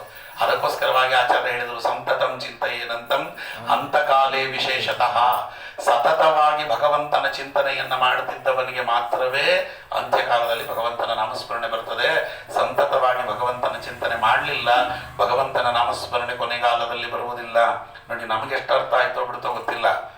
ತಾತ್ಪರ್ಯನಾಥ ಅಂತ ಮಹಾರಾಷ್ಟ್ರದ ಸಂತರೊಬ್ಬರು, ಮಧ್ವಾಚಾರ್ಯರಿಂದ ಬಹಳವಾಗಿ ಅವರು ಪ್ರಭಾವಿತರಾದವರು. 12 ಸ್ತೋತ್ರವನ್ನು ಮರಾಠಿಗೆ ಅವರು ತರ್ಜುಮೆ ಮಾಡಿದ್ದಾರೆ, ಸೂರದಾಸರ ಕಾಲದವರು. ಅವರು ಇದೇ ಮಾತನ್ನ ಸಂತತಂ ಚಿಂತೆಯೇನಂತಂ ಅಂತಕಾಲೇ ವಿಶೇಷತಃ ಇದನ್ನು ಮರಾಠಿಗೆ ತರ್ಜುಮೆ ಮಾಡ್ತಾರೆ. ಅಂತ್ಯಕಾಯೇ ಜೋಮಪಿ ತೇಚಿ ಪ್ರಾಣೀಯ ಸಿದ್ಧಾನುಗತಿ ತ್ಯಾರಮೇ ಶ್ರೀ ಕೃಷ್ಣ ಚಿತ್ತಂ ಅಹೋರಾಪಿ ಸ್ಮರಾಮ. ಅವ್ರು ಮಾಡಿದ್ದು. ಅವ್ರೇನು ಹೇಳಿದ್ರು, ಆಚಾರ್ಯರ ಈ ಮಾತನ್ನ ಅವರು ಮರಾಠಿಯಲ್ಲಿ ಹೇಳುವಾಗ ಅವ್ರು ಹೇಳ್ತಾರೆ, ಅಂತ್ಯಕಾಲದಲ್ಲಿ ನಿನ್ನ ಮತಿ ಹೇಗಿರ್ತದೋ ಅದಕ್ಕೆ ಸರಿಯಾದ ಗತಿ ನಿನಗೆ ಬರ್ತದೆ. ಅಂತ್ಯಕಾಲದಲ್ಲಿ ಮತಿ ಹೇಗಿರುತ್ತೋ ಅದಕ್ಕೆ ಸರಿಯಾದ ಗತಿ ಬರ್ತದೆ. ಅಂತ್ಯಕಾಲ ಯಾವಾಗ ಅಂತ ಹೇಗೆ ತಿಳಿತೀಯೋ ಅದಕ್ಕೆ ಅಹೋರಾಪಿ ಸ್ಮರಾಮಿ. ಅಂತ್ಯಕಾಲದಲ್ಲಿ ಹೇಗಿರ್ತಾನೆ ಅನ್ನೋದ ಮೇಲೆ. ಅದಕ್ಕೆ ನಮ್ಮ ಗುರುಗಳು ಒಂದು ಅಪರೂಪವಾದ ಕಥೆ ಹೇಳೋರು, ಅದು ಭಾಗವತದ ಪೂರಕವಾಗಿರ್ತಕ್ಕಂಥ ಕಥೆ ಅಂತ ಅಲ್ವಾ. ಫೋಟೋ ತೆಗೆಸ್ಕೊಂಡಂಗೆ ಅಂತ. ಸಾವು ಅಂದ್ರೆ ಹೆಂಗೆ ಅಂದರೆ ಫೋಟೋ ತೆಗೆಸ್ಕೊಂಡಂಗೆ. ಇವಾಗ ಇದು ತೆಗಿತಾ ಇದ್ದಾರೆ ಅವರು, ಫೋಟೋ ತೆಗೆಸ್ಕೊಂಡಂಗೆ ಅಂತ. ಅವನು ಕ್ಲಿಕ್ ಮಾಡ್ತಾನಲ್ಲ, ಅದಕ್ಕೆ ಯಾರೋ ಒಬ್ಬ ಫೋಟೋ ತೆಗೆಸ್ಕೋಬೇಕು ಅಂತ ಹೋಗಿದ್ನಂತೆ. ಅವನು ಫೋಟೋ ಹೆಂಗೆ ತೆಗೆಸ್ಕೋಬೇಕು ಏನು ಗೊತ್ತಿಲ್ಲ. ಹಿಂದಿನ ಕಾಲದ ಕ್ಯಾಮ್ರಾ, ನಾವೆಲ್ಲ ಬಾಲ್ಯದಲ್ಲಿ ನೋಡಿದ ಕ್ಯಾಮ್ರಾ, ಅದು ಗುಬರಾಕೊಂಡು ಒಳಗಡೆ ಎಲ್ಲ ಹೋಗ್ತಾ ಇದ್ರಲ್ಲ ಅಲ್ವಾ, ಭಸ್ಮಾಸುರ ಇದ್ದಂಗಿರೋದು ಅದು ನೋಡಿದ್ರೆ ಹಂಗೆ ಅಂಥ ಕ್ಯಾಮ್ರಾಗಳು ಅಲ್ಲಿ. ಅವ ಏನು ಮಾಡೋದು, ಎಲ್ಲ ರೆಡಿ ಮಾಡ್ಕೊಂಡು ಅವ್ನು ಹೇಳಿರೋನು, ರೆಡಿ ಸ್ಟಡಿ ಇಂದ 1 2 3 ಅಂದ ಮೇಲೆ ನಾನು ತೆಗಿತೇನೆ, ನೀವು ರೆಡಿಯಾಗಿ ಕೂತೀರಿ. ನೀವು ಹೋಗಿ ಕೇಳಿದ್ನಂತೆ, ನನಗೆ ಫೋಟೋ ತೆಗೆಸ್ಕೊಂಡು ಅಭ್ಯಾಸ ಇಲ್ಲ, ನಾನು ಪಾಸ್ಪೋರ್ಟ್ಗೆ ಅಪ್ಲೈ ಮಾಡಬೇಕು, ಎಂಪ್ಲಾಯ್ಮೆಂಟ್ ಕಾರ್ಡಿಗೆ 3 ಪಾಸ್ಪೋರ್ಟ್ ಸೈಜ್ ಫೋಟೋ ಬೇಕು ದೊಡ್ಡದು ನನಗೆ ಅಂತ. ಆಯಿತು, ನನಗೆ ಹೆಂಗೆ ಕೂತ್ಕೋಬೇಕು ಏನು ಗೊತ್ತಿಲ್ಲ. ಅದಕ್ಕೆ ಹೇಳ್ದ, ಅಷ್ಟಾವಕ್ರವಾಗಿರುವ ಮುಖ ಸ್ವಲ್ಪ ಸರಿಯಾಗಿ ಮಾಡ್ಕೋ, ಒಂಚೂರು ತಲೆ ಒಂಚೂರು ಸರಿಯಾಗಿ ಮಾಡ್ಕೋ, ಕೊರಳನ್ನು ಕೊಂಕಿಸು, 2 ಹಲ್ಲು ಬಿಟ್ಟರೆ ಸಾಕು, ಬಾಯಿ ತುಂಬ ಇರೋ ಹಲ್ಲೆಲ್ಲ ಬಿಡಬೇಡ, ಹಿಂಗೆಲ್ಲ ಹೇಳಿ ಕೂಡಿಸಿದ್ದನಂತೆ. ಅವನು ಹೇಳ್ದ, ರೆಡಿ ಸ್ಟಡಿ 1 2 3 ಅಂತ ಹೇಳಿದ ಮೇಲೆ ಬಟನ್ ಮುತ್ತೇನೆ. ಅಲ್ಲಿವರೆಗೂ ಹಿಂಗೆ ಕೂತಿರು ಅಂತ ಪಾಪ ಅವ್ನು ಹೇಳ್ದಂಗೆ ಪೌಡ್ರ್ ಗಿೌಡ್ರ್ ಬರ್ಕೊಂಡು ಮೊದಲೇ ಅಷ್ಟಾವಕ್ರವಾದ ಮುಖ ಸ್ವಲ್ಪ ಇದ್ದಿದ್ರಲ್ಲಿ ಸರಿಯಾಗಿ ಮಾಡಿಕೊಂಡು ತಲೆಗೆಲೆ ಒಂಚೂರು ಬಾಚಿಕೊಂಡು ಕತ್ತು ಕೊಂಕಿಸಿ ಕಣ್ಣನ್ನು ತಿರುಗಿಸಿ ಬಾಯಲ್ಲಿ ಎರಡೆರಡು ಹಲ್ಲು ಬಿಟ್ಟುಕೊಂಡು ಅವನು ಹೇಳ್ದಂಗೆ ನಗತಾ ಕೂತಿದ್ದಾನೆ. ಅವ ರೆಡಿ ಸ್ಟಡಿ 1 2 3 ಅಂತ ಬಟನ್ ಒತ್ತುವಾಗ ಇವನಿಗೆ ಆಕಳಿಕೆ ಬಂದ್ಬಿಡ್ತು, ಆಕಳಿಸಿಬಿಟ್ಟಾನೆ. ಮೊದಲು ಹೇಗೆ ಕೂತಿದ್ರಿ ಹಾಗೆ ಬರೋಲ್ಲ ಫೋಟೋ, ಆ ಬಟನ್ ಒತ್ತುವಾಗ ಹೇಗಿದ್ರೆ ಹಾಗೆ ಬರ್ತದೆ ಫೋಟೋ. ಆ ಬಟನ್ ಒತ್ತುವಾಗ ಅವನು ಆಕಳಿಸಿದ್ದ ಫೋಟೋ ಬಂತು. 3 ಕಾಪಿ ಬೇಕು ಅಂತ ಬೇರೆ ಹೇಳಿದ್ದ ಪಾಪ. ಅವನು ಹೋದನಂತೆ, ನೋಡಿದ ಯಾರ್ದು ಫೋಟೋ, ನಿಂದೇ ಫೋಟೋ, ಇದೇನು ಹೆಣ ಬಾಯಿ ಬಿಟ್ಟಂಗಿದೆ, ಹೆಣ ಅಲ್ಲ ನೀನೇ ಬಾಯಿ ಬಿಟ್ಟಿರೋದು ಅಂತ. ಅದು ಸಾವು. ಅಂತ್ಯಕಾಲದಲ್ಲಿ ಹೇಗಿರ್ತೇವೆ ಅದು ನಮ್ಮ ಗತಿಗೆ ಕಾರಣವಾಗ್ತದೆ. ಭರತ ಚಕ್ರವರ್ತಿ ಅಂತ, ಭರತ ಚಕ್ರವರ್ತಿ ಭಾಗವತದಲ್ಲಿ ಬರ್ತದಲ್ಲ, ಋಷಭನಾಮಕನಾದ ಭಗವಂತನ ಮಗಾವ ಯಾರೂ ಅಲ್ಲ, ಋಷಭನಾಮಕನಾದ ಭಗವಂತನ ಜ್ಯೇಷ್ಠ ಪುತ್ರ, ಯಸ್ಯ ಜ್ಯೇಷ್ಠ ಶ್ರೇಷ್ಠ ಅಂತ ಭಗವಂತ ಅವನಿಗೆ ಋಷಭಗೀತೆಯನ್ನು ಉಪದೇಶ ಮಾಡಿದ್ದ. ಅವನಿಗೆ ಅಂತ್ಯಕಾಲದಲ್ಲಿ ಜಿಂಕೆಯ ಜ್ಞಾಪಕ ಬಂದುಬಿಡ್ತು, ಭಗವಂತನ ಜ್ಞಾಪಕ ಬರಲಿಲ್ಲ. ಹಾಗಾಗಿ ಪುಕ್ಕಟ್ಟೆಯಾಗಿ ಭಗವಂತನ ನಾಮಸ್ಮರಣೆ ಬರುವುದಿಲ್ಲ. ಅದಕ್ಕೆ ಧರಣಿದೇವಿ ಕೈ ಮುಗಿದು ವರಾದೇವರ ಬಳಿಯಲ್ಲಿ ಅಳುತ್ತಾಳೆ, ಒಳ್ಳೆ ಮಕ್ಕಳಿದ್ದಾರೆ ನನಗೆ, ಅಂತ್ಯಕಾಲದಲ್ಲಿ ಭಗವಂತನ ನಾಮಸ್ಮರಣೆ ಬರಲ್ಲ, ಏನಾದರೂ ಇದಕ್ಕೊಂದು ಉಪಾಯ ಹೇಳು ಅಂದಾಗ ಧರಣಿ ದೇವಿಗೆ ಭಗವಂತ ಹೇಳ್ತಾನೆ ವರಾಪುರಾಣದ ಕತೆ. ಸ್ಥಿರೇ ಮನಸ್ಸಿ ಸುಸ್ವಸ್ಥೆ ಶರೀರೇ ಸತಿಯೋ ನರಃ ಧಾತು ಸಾಮ್ಯ ಸ್ಥಿರೇ ಸ್ಮರ್ತೆ ವಿಶ್ವರೂಪಂಚ ಮಾಮಜಂ ತತಃ ಮ್ರಿಯಮಾನಂದಂ ಕಾಷ್ಟಪಾಷಾಣ ಸನ್ನಿಧಂ ಅಹಂ ಸ್ಮರಾಮಿ ಮದ್ಭಕ್ತ ನಯಾಮಿ ಪರಮಾಂ ಗತಿಂ ಅಂದ ಸ್ವಾಮಿ. ಸ್ವಾಮಿ ಅಂದ ಸ್ಥಿರೇ ಮನಸ್ಸಿ ಸುಸ್ವಸ್ಥೆ, ಮನಸ್ಸು ಸುಸ್ವಸ್ಥವಾಗಿದ್ದಾಗ, ಮನಸ್ಸಿನಲ್ಲಿ ಯಾವ ಕೆಟ್ಟ ಚಿಂತನೆಗಳು ಬರದೇ ಇದ್ದಾಗ, ಮನಸ್ಸು ದೈವಿಕವಾಗಿದ್ದಾಗ, ಸ್ಥಿರೇ ಮನಸ್ಸು ಸುಸ್ವಸ್ಥೆ ಶರೀರೇ ಸತಿಯೋ ನರಃ, ಶರೀರದಲ್ಲಿ ಯಾವ ರೋಗಾದಿಗಳು ಇಲ್ಲದೆ ಇದ್ದಾಗ, ಧಾತು ಸಾಮ್ಯ ಸ್ಥಿರೇ ಸ್ಮರ್ತೆ, ವಾತ ಪಿತ್ತ ಕಫ 3 ಧಾತುಗಳಿವೆ, ಅದು ಸರಿಯಾದ ರೀತಿಯಲ್ಲಿ ಮಿಡಿಯುತ್ತಿರುವಂಥ ಸಂದರ್ಭದಲ್ಲಿ ವಿಶ್ವರೂಪಂಚ ಮಾಮಜಂ, ನನ್ನ ವಿಶ್ವರೂಪವನ್ನು ಅವನು ಒಮ್ಮೆ ಸ್ಮರಣೆ ಮಾಡಿಬಿಟ್ರೆ ಸಾಕು. ಅದಕ್ಕೆ ಏನಾಗ್ತದೆ, ವಿಶ್ವರೂಪಂಚ ಮಾಮಜಂ ತತಃ ಮ್ರಿಯಮಾನಂದಂ ಕಾಷ್ಟಪಾಷಾಣ ಸನ್ನಿಭಂ. ಅವನ ಅಂತ್ಯಕಾಲದಲ್ಲಿ ಮರದ ದಿಮ್ಮಿ ಅಂತೆಯೋ ಕಲ್ಲಿನ ಗುಂಟಿನಂತ ಬಿದ್ದಿದ್ರು ಪರವಾಗಿಲ್ಲ, ಅವನಿಗೆ ಸ್ಮರಣೆ ಬರದೆ ಹೋದ್ರು ಅಹಂ ಸ್ಮರಾಮಿ ಮದ್ಭಕ್ತ, ನಾನು ಅವನನ್ನು ಸ್ಮರಣೆ ಮಾಡ್ಕೊಂಡು ಅವನ ಹತ್ರಕ್ಕೆ ಹೋಗ್ತೇನೆ, ನಯಾಮಿ ಪರಮಾಂ ಗತಿಂ ಅಂತಾನೆ. ಚೆನ್ನಾಗಿದೆ ಆಚಾರ್ಯ, ಯಾವಾಗ ಬರ್ತದೆ ಹೇಳ್ರಿ ಇವೆಲ್ಲ ಅಂತ ಕೇಳಿದರೆ ಸಂಧ್ಯಾ ಕಾಲದಲ್ಲಿ ಬರ್ತದೆ. ಸ್ಥಿರೇ ಮನಸ್ಸಿ ಸುಸ್ವಸ್ಥೆ ಶರೀರೇ ಸತಿಯೋ ನರಃ ಧಾತು ಸಾಮ್ಯ ಸ್ಥಿರೇ ಸ್ಮರ್ತೆ. ಈ 3 ಇದೆಯಲ್ಲ, ಮನಸ್ಸು ಸುಸ್ವಸ್ಥ್ಯದಲ್ಲಿರ್ತದೆ, ಶರೀರದಲ್ಲಿ ಯಾವ ರೋಗ ರುಜಿನಗಳಿರುವುದಿಲ್ಲ, ಕಫ ವಾತ ಪಿತ್ತ ಸರಿಯಾದ ಸಮಯದಲ್ಲಿ ಸರಿಯಾದ ರೀತಿಯಲ್ಲಿ ಮಿಡಿತಿರ್ತದೆ, ಬೆಳಗ್ಗೆ ಮಧ್ಯಾಹ್ನ ಸಾಯಂಕಾಲ ಸಂಧ್ಯಾ ಕಾಲದಲ್ಲಿ. ಅದಕ್ಕೆ ಸಂಧ್ಯಾ ವಂದನೆ ಮಾಡಿ ಅಂತ ಹೇಳ್ತಿದ್ರು. ಇದು ಬರೀ ಸಂಧ್ಯಾ ವಂದನೆ ಅಂದರೆ ಗಂಡಸರಿಗೆ ಮಾತ್ರ ಅನ್ಕೊಂಡ್ಬಿಡ್ಬೇಡ್ರಿ, ಹೆಣ್ಣು ಮಕ್ಕಳಿಗೂ ಸಂಧ್ಯಾ ವಂದನೆ ಇದೆ. ಸಂಧ್ಯಾ ವಂದನೆ ಅಂದ್ರೆ ಏನು, ಅದು ಕೂತ್ಕೊಂಡು ಹಿಂಗೆ ಮಾಡೋದಲ್ಲ. ಸಂಧ್ಯಾ ವಂದನೆ ಏನು ಮಾಡಬೇಕು ಅಂತ ಹೇಳಿದ್ರೆ, ಗಂಡಸರು ಸಾಲಿಗ್ರಾಮದ ಮುಂದೆ ಕೊಡಬೇಕು, ಹೆಣ್ಣು ಮಕ್ಕಳು ತುಳಸಿ ಮುಂದೆ ಕೊಡಬೇಕು. ಗಂಡಸರಿಗೆ ಹೇಗೆ ಸಾಲಿಗ್ರಾಮವೋ ಹೆಣ್ಣು ಮಕ್ಕಳಿಗೆ ತುಳಸಿ ಹಾಗೆ. ಒಂದು ಸಾಲಿಗ್ರಾಮಕ್ಕಿಂತಲೂ ಅಧಿಕವಾಗಿರ್ತಕ್ಕಂತಹ ಈ ಒಂದು ಸನ್ನಿಧಾನ ತುಳಸಿಯಲ್ಲಿದೆ. ಸಾಲಿಗ್ರಾಮಕ್ಕೆ ಷೋಡಶೋಪಚಾರ ಪೂಜೆ ಮಾಡಬೇಕು, ಆದರೆ ತುಳಸಿಗೆ ಷೋಡಶೋಪಚಾರ ಪೂಜೆ ಹೇಳಿಲ್ಲ. ಅದಕ್ಕೆ ನೀರರದು ಬುಡದಲ್ಲಿರುವ ನೀರನ್ನು ತಲೆ ಮೇಲೆ ಹಾಕೊಂಡು ಮೃತಿಕಾಧಾರಣೆ ಮಾಡ್ರಿ ಅಂತ ಹೇಳ್ತಾರೆ. ಹೆಣ್ಣು ಮಕ್ಕಳಿಗೆ ಅಧಿಷ್ಠಾನ ಅದು, ಹೆಣ್ಣು ಮಕ್ಕಳಿಗೆ ಅಧಿಷ್ಠಾನ. ನಮಗೆ ಚಿತ್ರಗುಪ್ತರಿದ್ದಾರಲ್ಲ, ನಾವು ಸತ್ತ ಮೇಲೆ ನಾವು ಮಾಡುವಂತಹ ಪಾಪಗಳನ್ನೆಲ್ಲ ಒಪ್ಪಿಸ್ತಾರಲ್ಲ, ಆ ಚಿತ್ರಗುಪ್ತರು ಕರೆಕ್ಟಾಗಿ ಹೇಳಿದ್ದಾರೋ ಇಲ್ಲವೋ ಅಂತ ಕೇಳಲಿಕ್ಕೆ ಅವ್ರ ಮೇಲೆ ಶ್ರವಣ ದೇವತೆಗಳನ್ನಿಟ್ಟಿದ್ದಾನೆ ಸ್ವಾಮಿ. ಶ್ರವಣ ದೇವತೆಗಳು ಅವರು ಅದನ್ನು ಸರ್ಟಿಫೈ ಮಾಡ್ತಾರೆ. ಆ ಶ್ರವಣ ದೇವತೆಗಳ ಪತ್ನಿಯರಿದ್ದಾರೆ, ಶ್ರಾವಣಿಯರು ಅಂತ ಅವರ ಹೆಸರು. ಅವರು ತುಳಸಿ ಬುಡದಲ್ಲಿ ಕೂತಿರ್ತಾರೆ ಯಾವಾಗಲೂ. ಹೆಣ್ಣು ಮಕ್ಕಳಿಗೆ ಅವರು ಅಧಿಷ್ಠಾನ. ಹೆಣ್ಣು ಮಕ್ಕಳು ಮಾಡಿದಂಥ ಎಲ್ಲ ಸೇವೆಯನ್ನ ಎಲ್ಲ ರೀತಿಯ ಸಾಧನೆಯನ್ನು ಒಪ್ಪಿಸೋರು ಅವರು. ಅದಕ್ಕೆ ಹೆಣ್ಣು ಮಕ್ಕಳು ತುಳಸಿ ಮುಂದೆ ಕೂತ್ಕೊಂಡು ಕಷ್ಟ ಸುಖ ಹೇಳ್ಕೊಳ್ರಿ, ನಿಮಗೇನು ಬೇಕೋ ಕಷ್ಟ ಸುಖ ಏನು ಬಂದಿದೆ ಹೇಳ್ಕೊಳ್ರಿ. ಅವರು ಕೇಳ್ತಾರೆ, ಹೌದು ಸ್ವಾಮಿ, ಇವರು ಇಂಥ ದಿನ ಇಂಥ ಗಳಿಗೆಯಲ್ಲಿ ಇಂಥ ಮುಹೂರ್ತದಲ್ಲಿ ಈ ರೀತಿ ನಮಗೆ ನಿವೇದನೆ ಮಾಡಿದ್ರು ಅಂತ ಅವ್ರು ನಾಳೆ ಯಮದೇವರ ಮುಂದೆ ಸರ್ಟಿಫೈ ಮಾಡ್ತಾರೆ. ಅವರು ಇವರಿಬ್ಬರು ಆದ್ಮೇಲೆ ಇವರಿಬ್ಬರ ಮೇಲೆ ಇನ್ನಿಬ್ಬರು ಇಟ್ಟಿದ್ದಾನೆ ಸ್ವಾಮಿ, ಭಾಸ್ಕರಾದಿಗಳು. 3 ಜನ ಸರ್ಟಿಫೈ ಮಾಡ್ತಾರೆ. ಪುಕ್ಕಟ್ಟೆ ಅಲ್ಲ, ಸುಮ್ಮನೆ ವಾರೋ ಹೇಳಿದ್ದನ್ನಲ್ಲ. 3 ಜನ ಚಿತ್ರಗುಪ್ತರು, ಶ್ರಾವಣಿಯರು, ಭಾಸ್ಕರಾದಿಗಳು 3 ಜನ ಹೇಳಿದ ಮೇಲೆ ನಮಗೆ ಶಿಕ್ಷೆ ಪ್ರಕಟವಾಗ್ತದೆ. ಯಾಕೆ ಇದನ್ನು ಹೇಳ್ತಾ ಇದ್ದೇನೆ ಅಂದರೆ, ನಮಗೆ ಸಂಧ್ಯಾ ಕಾಲದಲ್ಲಿ ಭಗವಂತನ ನಾಮಸ್ಮರಣೆ ಎಷ್ಟು ಅವಶ್ಯಕ. ಅದನ್ನು ಮಾಡಿದರೆ ಭಗವಂತ ಅಹಂ ಸ್ಮರಾಮಿ ಮದ್ಭಕ್ತ, ಅವನು ಜ್ಞಾನವನ್ನು ಕೊಡಬೇಕು. ನಾವೆಲ್ಲ ಜ್ಞಾನ ಪಡೆದುಕೊಳ್ಳಿಕ್ಕೆ ನಾವೇನು ಸ್ವತಂತ್ರರಲ್ಲ. ಅಂತ್ಯಕಾಲದಲ್ಲಿ ಭಗವಂತನ ನಾಮಸ್ಮರಣೆ ನಾವು ಕೊಡಬೇಕು. ಅಂತ್ಯಕಾಲದಲ್ಲಿ ನಾಮಸ್ಮರಣೆಯನ್ನು ಕೊಡೋ ಅಂತ ದೇವರನ್ನು ಕೇಳಿದ್ದಾರೆ. ಹರಿದಾಸರು ಅಂತ್ಯಕಾಲದಲ್ಲಿ ನಾಮಸ್ಮರಣೆ ಮಾಡ್ತೇನೆ ಅಂತ ಅವ್ರು ಹೇಳಿಲ್ಲ. ಅಂತ್ಯಕಾಲದಲ್ಲಿ ನಿನ್ನ ನಾಮಸ್ಮರಣೆ ಬರುವಂತೆ ಕರುಣಿಸೋ ರಂಗ ಕರುಣಿಸೋ, ಅಂತ್ಯ ಮರಣ ಕಾಲದಲ್ಲಿ ನಿನ್ನ ನಾಮ ಒದಗುವಂತೆ ನೀ ಕರುಣಿಸ್ಬೇಕು. ಅವ ಕರುಣಿಸಿದ್ರೆ ಅದು ಬದುಕ್ತದೆ, ಅವ ಕರುಣಿಸಲಿಲ್ಲ ಅಂದ್ರೆ ಬದುಕುವುದಿಲ್ಲ. ಭೀಷ್ಮಾಚಾರ್ಯರಂತ ಭೀಷ್ಮಾಚಾರ್ಯರಿಗೆ ಒದಗಲಿಲ್ಲ, ನಮ್ಮಂಥವ್ರು ಏನ್ ಮಾಡೋಣ? ಅದಕ್ಕೋಸ್ಕರ ಹೇಳ್ತಾ ಇದ್ದಾರೆ, ಅದು ಅತಿಯಾದ ಅಹಂಕಾರ ಬೇಡ. ಹಂಗಂತ ಯಾರಿಗೂ ಭಗವಂತ ಕೈ ಬಿಟ್ಟು ಬಿಡ್ತಾನೆ ಅಂತಲ್ಲ, ಅವರವರ ಗತಿಯನ್ನು ಕೊಡ್ತಾನೆ ಅಲ್ವಾ. ಅದಕ್ಕೋಸ್ಕರ ಮಕ್ಕಳ ಆಡಿಸುವಾಗ, ಮಡದಿಯೊಳಕ್ಕರದಿ ನಲಿವಾಗ, ಗಜ ತುರಗ ಪಲ್ಲಕ್ಕಿ ವಾಹನಗಳೇರಿ ಮೆರೆವಾಗ, ಬಿಕ್ಕುವಾಗ, ಆಕಳಿಸುವಾಗ, ದೇವಕಿ ತನಯನನ್ನು ನೆನೆಯುತಿ ಹನರ, ಸಿಕ್ಕ ನೆಮದೂತರಿಗೆ ಹಾವಾವಲ್ಲಿ ನೋಡಿದರು. ಅದನ್ನ ಅಭ್ಯಾಸ ಮಾಡ್ರಿ ಅಂತ ಹೇಳಿದ್ರು. ಮಕ್ಕಳು ಒಳ್ಳೆ ಹೆಸರಿಡ್ರಿ. ಅಜಾಮಿಳನ ಕತೆ ಬಂದಂತೆ ಅದಕ್ಕೋಸ್ಕರ ಮಕ್ಕಳು ಒಳ್ಳೆ ಹೆಸರಿಡ್ರಿ. ಚಿಂಕಿ ಪಂಕಿ ಕಿಂಕಿ ಅಂತೆಲ್ಲ ಇರಬೇಡ್ರಿ. ಮಕ್ಕಳಿಗೆ ಭಗವಂತನ ಹೆಸರಿಡ್ರಿ. ಕರೆಯುವಾಗ ಪೂರ್ತಿ ಕರೆಯಿರಿ. ಹೆಸರೇನೋ ಪಾಪ ಒಳ್ಳೆ ಹೆಸರೇ ಇಡ್ತಾರೆ. ವಾಗೀಶ ತೀರ್ಥ ಅಂತ ಹೆಸರು, ವಾಗಿ ವಾಗಿ ಅಂತ ಕರೆಯೋದು, ಹಿಂಗೆ ಹೆಸರು ಚೆನ್ನಾಗಿಡ್ತಾರೆ. ಕರೆಯುವಾಗ ಕೆಟ್ಟ ಕೆಟ್ಟದಾಗ ಕರೆಯೋದು ಮಾಡಬಾರದಂತೆ. ಅದಕ್ಕೆ ಒಂದಷ್ಟು ದೇವರ ನಾಮ ಬಾಯಲ್ಲಿ ಬರ್ತಿದ್ಯಾ ಅಂತ ಸ್ವಲ್ಪ ಅಭ್ಯಾಸ ಮಾಡಬೇಕೋ ಇಲ್ಲೋ. ಹೇ ದೇವದೇವ ಸಪ್ತಗಿರೀಶ ಮುಕ್ತಾಮುಕ್ತ ಸೇವಿತ ಅನಂತ ಕಲ್ಯಾಣ ಗುಣಭರಿತ ಶುಭಚರಿತ ಕಮಲಾಲಯ ಕಮಲಭವ ಶರ್ವಾದಿ ಗಿರ್ವಾಣಿ ಗಣಾರಾಧ್ಯ ಅಭೇದ್ಯ ವೇದವೇದ್ಯ ನಿರ್ವೇದ್ಯ ಭಕ್ತರಕ್ಷ ಸುಜನಪಕ್ಷ ಲಕ್ಷ್ಮೀವಕ್ಷ ಲತಪಾಲಕ್ಷ ಭಾಗವತ ಜನರಕ್ಷ ಅಭ್ಯುದೀಕ್ಷ ಪೂರ್ಣಕಾಮ ಆಪ್ತಕಾಮ ಅನಂತ ಕಲ್ಯಾಣ ಗುಣಗಣಧಾಮ ತ್ರಿಧಾಮ ವೈಕುಂಠಧಾಮ ಭಕ್ತ ವಿಶ್ರಾಮಧಾಮ ಕೊಡು ನಿನ್ನ ನೇಮ ನಾನು ಪ್ರೇಮ ಓ ನನ್ನ ಕುಲಸ್ವಾಮಿ ಅಂತ ವೆಂಕಟೇಶ್ವರ ದೇವರ ಮುಂದೆ ಹೇಳುವಷ್ಟಾದ್ರೂ ಬರಬೇಕೋ ಇಲ್ವೋ. ಹೆಂಗ್ ಬರ್ತದ ಆಚಾರ್ಯ ಇದು ಅಂದ್ರೆ ಭಾಗವತ ಅಷ್ಟೇ. ಭಾಗವತ ಕೇಳಿದವರಿಗೆ 4 ಬರ್ತದೆ ಭಾಗವತದಿಂದ ಅಂತ ಹೇಳ್ತಾರೆ. ಬಕಾರೋ ಭಗವದ್ಭಕ್ತಿ ವಿಜಯಧ್ವಜರ ಮಾತು.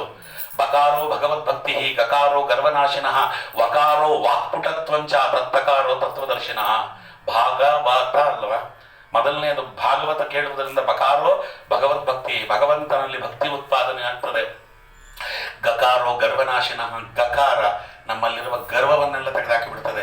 ನೀ ಯಾರು ಅಂತ, ನೀನೆಷ್ಟರವನು, ಗರ್ವವ್ಯಾತಕ ನಿನಗೆ ಪಾಮಾರ ಮನುಜ. ಅದಕ್ಕೆ ಪುರಂದರದಾಸರು ಹೇಳಿದ್ರಲ್ಲ, ಅದು ನಮಗೆ ಗರ್ವ. ಅವರು ಮಾಡಿದ ಸಾಧನೆಗಳಲ್ಲಿ ಕಾಲಭಾಗ ಸಾಧನೆ ಮಾಡಿಲ್ಲ. ನಾನು ನವಮಸ್ಕಂದವನ್ನು 3 ವರ್ಷ ಹೇಳಿದೆ. ಹರಿವಂಶದ ಜೊತೆಗೆ ಅಲ್ಲಿ ಬರುವಂತ ರಾಜರು, ಸೂರ್ಯವಂಶದಲ್ಲಿ ಬರುವಂತ ರಾಜರು, ಚಂದ್ರವಂಶದಲ್ಲಿ ಬರುವ ರಾಜರುಗಳು ಮಾಡಿದ ಸಾಧನೆಯಲ್ಲಿ ಕಾಲ್ಪಾಲು, ಸಾಸಿವೆ ಕಾಳಿನಲ್ಲಿ ಕಾಲ್ಪಾಲು ಮಾಡಿಲ್ಲ ನಾವು. ಇನ್ನೇನು ಗರ್ವ ಪಡೋದು? ಅದಕ್ಕೋಸ್ಕರ ಗರ್ವನಾಶಿನ. ವಕಾರೋ ವಾಕ್ಪುಟತ್ವಂಚ, ನಿಮಗೆ ಒಳ್ಳೆ ರೀತಿಯಲ್ಲಿ ಮಾತಾಡ್ಲಿಕ್ಕೆ ಬರಬೇಕಾ? ಭಾಗವತವನ್ನು ಕೇಳಿರ್ಬೇಕು. ಭಾಗವತವನ್ನು ಚೆನ್ನಾಗಿ ಕೇಳಿದವನಿಗೆ ಒಳ್ಳೆ ರೀತಿಯಲ್ಲಿ ಮಾತಾಡ್ಲಿಕ್ಕೆ ಬರ್ತದೆ. ಹೆಂಗಿತ್ತು ಹೋದಂಥ ಜಾಗ? ಭಗವಂತ ತಿರುಪತಿಯಲ್ಲಿ ನೆಲೆಸಿದ್ದಾನಲ್ಲ, ಸ್ವಾಮಿ ಪುಷ್ಕರಣಿ ತೀರದಲ್ಲಿ ರಮಯ ಸಹಮೋದತೆ. ಸುತ್ತ ಪರಿಸರ ಹೆಂಗಿತ್ತು ಅಂತ ಕೇಳ್ರಿ.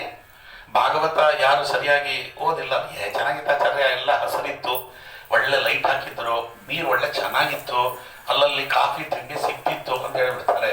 ಅದೇ ಯಾರು ಒಬ್ಬ ಒಳ್ಳೆ ಭಗವದ್ ಭಕ್ತನಿಗೆ ಕೇಳ್ರಿ, ಜುಳು ಜುಳು ಹರಿಯುತ್ತಿರುವಂತ ನದಿ, ಅಲ್ಲಿ ಪುಷ್ಕರಣಿ ಒಳಗಡೆ ಜುಳು ಜುಳು ಜುಳು ಶಬ್ದ ಮಾಡ್ತಿರ್ತದೆ. ಅಲ್ಲಿ ಅದರ ತೀರದಲ್ಲಿ ಫಲಂ ಬಿಡುವ ಜಂಬು ಜಂಬೂರ ಪಾಟಲಿ ಪಾಲಸ ಪೂಗ ಪುನ್ನಾಗ ಕದಲಿ ಕಂಕಲ್ಯ ನಾರಿಂಗ ನಾರೀಕೇಳ ಪವಿತ್ರ ಅಶ್ವತ್ಥ ಮುಖಪಾದವಂಗಳು ಕುಸುಮಗಳ ವಾಸನೆಯಂ ಜಗಜಸಗೆ ರಸರಿಸುವ ಪದಳಿ ಪಾರಿಜಾತ ಮಲ್ಲಿಕಾ ನಂದಕ ಚಂಪಕ ಮೊದಲಾದ ಪುಷ್ಪಗಳು ಎಲ್ಲಲ ಬಂಡ ನುಟ್ಟು ಬಿಂಡತ್ತು ಬಂಡಳಿಪ ಬಂಡುಳಿಗಳ ತಂಡಗಳು ಕೃಷ್ಣಕೀರ್ತಿಯನ್ನು ಕಡುವ ಕಪೋತಂಗಳು ಕಮನೀಯವಾಗಿ ಗಂಗಳುಪ ಕಾಸಾರಗಳು ಸೋಪರಾಗವನ್ನು ಮಸ್ತಕದಲ್ಲಿ ಹೊತ್ತು ವಿರಹಗಳಿಗೆ ವದನತಾಪವನ್ನು ಹೆಚ್ಚು ಮಾಡುತ್ತಿರುವ ಮಂದ ಮಾರುತನ್ನು ಬೀಸುತ್ತಿರುವಾಗ ನಂದ ಕಂದ ಸಿಂಧು ಶಯನ ಆ ವೆಂಕಟೇಶ್ವರ ದೇವರಲ್ಲಿ ನೆಲೆಸಿದ್ರು ಅಂತಾರೆ. ಈ ವಾಕ್ಪುಟತ್ವಂಚ ಬರಬೇಕಾ? ಭಾಗವತ ಬೇಡ. ತಕಾರ ತತ್ವದರ್ಶನ. ತಕಾರ ಅನ್ನುವುದು ತತ್ವವನ್ನು ತಿಳಿಸಿಕೊಡುತ್ತದೆ.